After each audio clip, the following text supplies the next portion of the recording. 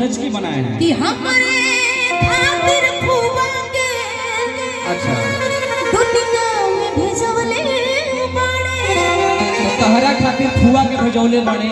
तो हमारा खातिर फूफा के भेजौले कैसे कि अरे हमारे खातिर फूफा के दुनिया में भेजवले बड़े हैं। उसी भाव में चलेंगे ना जैसा सोच ले रहा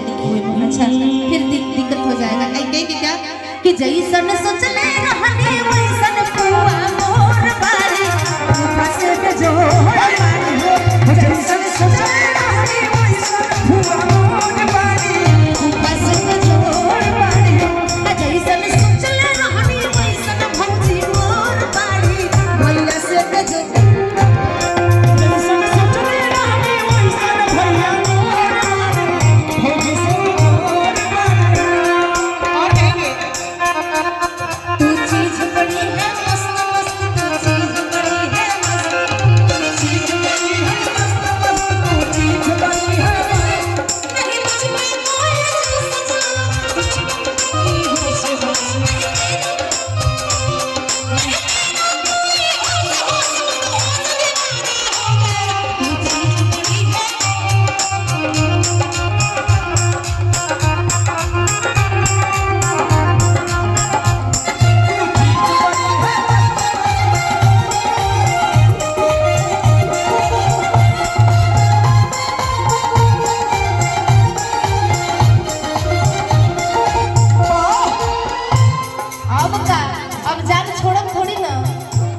फुआ मोहर सोहर गवाता निकालो फुआ मोहर सोहर गवाता निकालो फुआ मोहर